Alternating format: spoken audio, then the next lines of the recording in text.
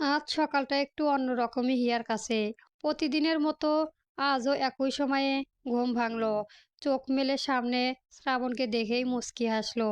শ্রাবণের এলোমেলো সিল্কি চুলে হাত বুলিয়ে দিতে দিতে শয়তানি করে বলল, কি যে শ্যাম্পু করে এত স্লো কেন?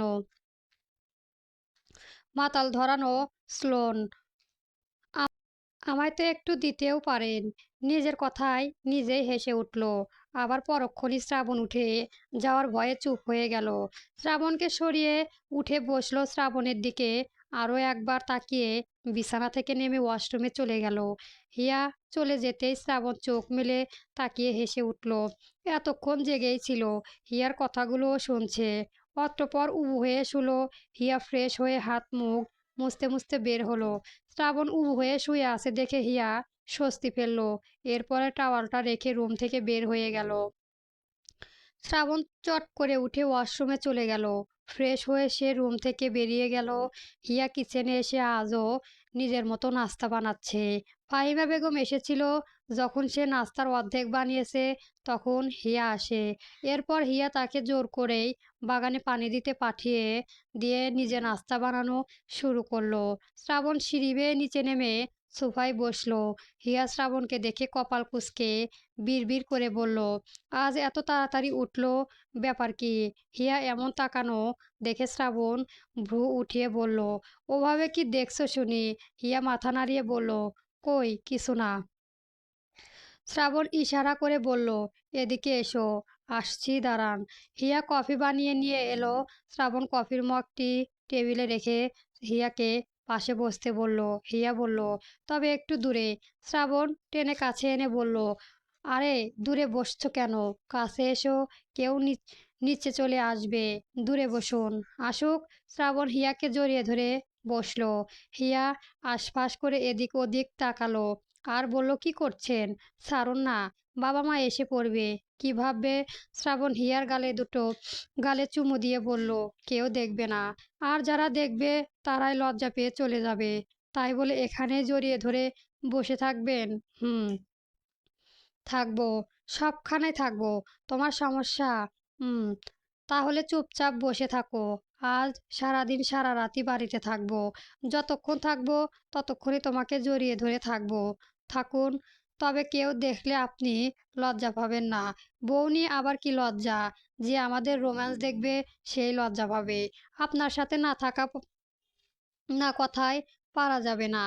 আ এর একটু পরে কাব্য আস্তে আস্তে সিঁড়ির কাছে এসে দাঁড়ালো। ২ সিঁড়ির নিচে নামার পরে দেখলো তার বড় ভাই আর ভাবি কি সুন্দর সময় কাটাচ্ছে। কাব্য আবার উপরে উঠে এলো। সাবিহা চৌধুরী এগিয়ে এসে বলল, কি হয়েছে বাবা? চলে আসছো কেন? নিচে যেতে পারছো না? না আম্মু, তেমন কিছুই না। তাহলে চলো। না আম্মু, যাব না, রুমে যাব। ঠিক আছে। সাবিহা চৌধুরী কাব্যকে পাশ কাটিয়ে চলে যেতেই চাইলে কাব্য মায়ের হাত ধরে বলল, আম্মু নিচে যেও না এখন। কেন? কাব্য একটু ইতস্ত হয়ে বলল, ভাইয়া আর ভাবি নিচে আছে, এখন যেও না। সাবিহা চৌধুরী বুঝতে পেরে মুচকি হেসে বললেন, ও ঠিক আছে, পরে যাচ্ছি।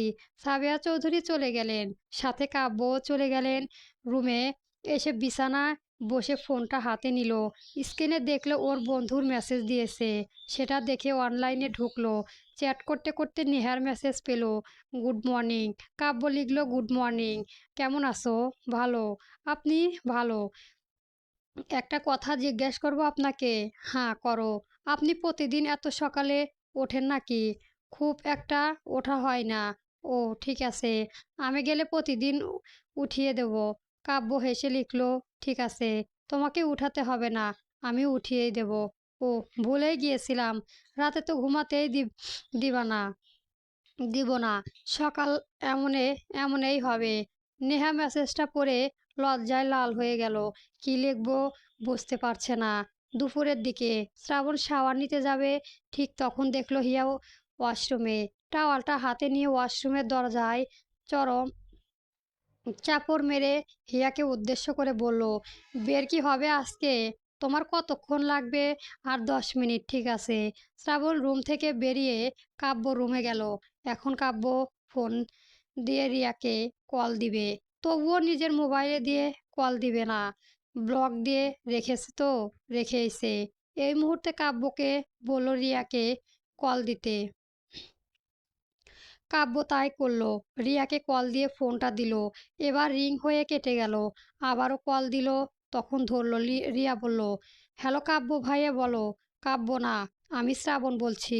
হ্যাঁ ভাইয়া বলো। তোকে কি বলেছিলাম আসবি না? আসলে ভাইয়া, বাবা অফিস থেকে বাড়িতে আসেনি, আর আম্মুও আজকে যাবে না বলছে। দুজনকেই বলেছি, বলো কালকে যাবে। কালকে আসি ভাইয়া। শ্রাবণ তপ্ত শ্বাস ছেড়ে বলল, ঠিক আছে আসিস। আচ্ছা। আর ভাইয়া একটা কথা বলবো। কি? কোনো সিরিয়াস বিষয়ে কথা বলবে কি? মানে কি? কি জন্য যাবে? যাব, যদি বলতে। এলেই শুনতে পাবি। ঠিক আছে। শ্রাবণ কল কেটে দিয়ে ফোনটা কাব্যকে দিয়ে রুম থেকে বেরিয়ে গেল। নিজের রুমে এসে দেখলো হিয়া আয়নার সামনে দাঁড়িয়ে চুল মুছছে। শ্রাবণ রুমের দরজা লাগিয়ে দিল। এরপর হিয়ার পেছনে এসে বলল, আমি না থাকলে তো রুমে এসে শাড়ি পরো, আর আজ আসি বলে ওয়াশরুম থেকেই পরে এলে। বাহ! হিয়া পেছনে ফিরে সন্ধিহারা দৃষ্টিতে তাকিয়ে বলল, মানে আপনি না থাকলে আমি যে রুমে এসে শাড়ি পরি সেটা জানলেন কি করে? আমি তো বলিনি।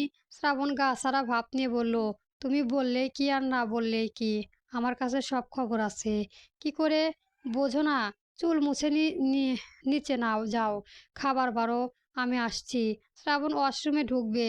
হিয়া এগিয়ে এসে শ্রাবণের হাত ধরে বলল, আমার প্রশ্নের উত্তর দিয়ে যান। শ্রাবণ পেছন ফিরে বলল, কিসের প্রশ্ন? আমি কি করি না করি কি করে জানলেন? না বলতে না বললে যেতে দেব না। না দিলে আমি এখানেই থাকি, সমস্যা নেই। না প্লিজ বলুন। শ্রাবণের মাথায় বদবুদ্ধি চাপালো। মনে মনে বলল, হিয়ার সাথে একটু মজা করলে মন্দ হবে না। শ্রাবণ ফট করে হিয়ার কানের কাছে এসে ফিসফিস করে বলল, কাউকে বলো না যেন। আমার আগে একটা বউ ছিল, সে মরে ভূত হয়ে এই ঘরে থাকে। তুমি কখন কি করো না করো সব ও আমায় বলে দেয়। হিয়া চোখ বড় বড় করে তাকিয়ে বলল, সত্যি? হুম। হিয়া সরে গিয়ে বলল, সরুন, মিথ্যে বলছেন। শ্রাবণ ডোন্ট কেয়ার ভাব নিয়ে ওয়াশরুমে ঢুকে গেল। আর হিয়াকে বলল, এখন বিশ্বাস না করলে আমার কিছু করার নেই। আমার আগে বউ যখন তোমার ঘাড় মটকাবে তখন বিশ্বাস করো। হিয়া মুখ ভেঙচি দিয়ে রুম থেকে বেরিয়ে গেল। এর প্রশ্নের উত্তর একজনের কাছেই পাওয়া যাবে, আর সে হলো কাব্য। কাব্যকে জিজ্ঞাসা করবে এই ঘরে কি আছে না আছে। এরপরে শ্রাবণকে ভূত বানিয়ে দেবে। সন্ধ্যার দিকে শ্রাবণ রুম থেকে হিয়াকে জোরে জোরে ডাকছিল। এই হিয়ার ড্রয়িং রুমে সাবিয়া চৌধুরীর সাথে টিভি দেখছিল। শ্রাবণের এমন ডাকে হিয়া খানিকটা ছিটকে উঠল। সাথে সাবিয়া চৌধুরীও। কই, কখনো তো এমন করে ডাকে না। সাবিয়া চৌধুরী হিয়াকে বললেন, হিয়া যাও তো দেখো কি জন্য ডাকছে। হিয়া উঠে চলে গেল। উপরে শ্রাবণের রুমের সামনে এসে দাঁড়াতেই দেখলো শ্রাবণ দরজার সামনে দাঁড়িয়ে আছে। হিয়া একটু ঘাবড়ে গেল। বলল, কি হয়েছে, ডাকছেন কেন? শ্রাবণ ধরা গলায় বলল, ডাকবো না তো কি করব? ডাকার মতো কাজ করেছো বললেই ডাকছি। কি করেছি? শ্রাবণ রুমের ভেতর গিয়ে রাগী কণ্ঠে বলল, কি করেছো? এখানে এসো। হিয়া রুমের ভেতরে চলে গেল। আর যা দেখলো সত্যি অবাক হয়ে গেল। শ্রাবণ সাথে সাথে দরজা লাগিয়ে দিল। ভুল ত্রুটি ক্ষমা নজরে দেখবেন এবং আমার চ্যানেলটি সবার আগে সাবস্ক্রাইব করে রাখবেন।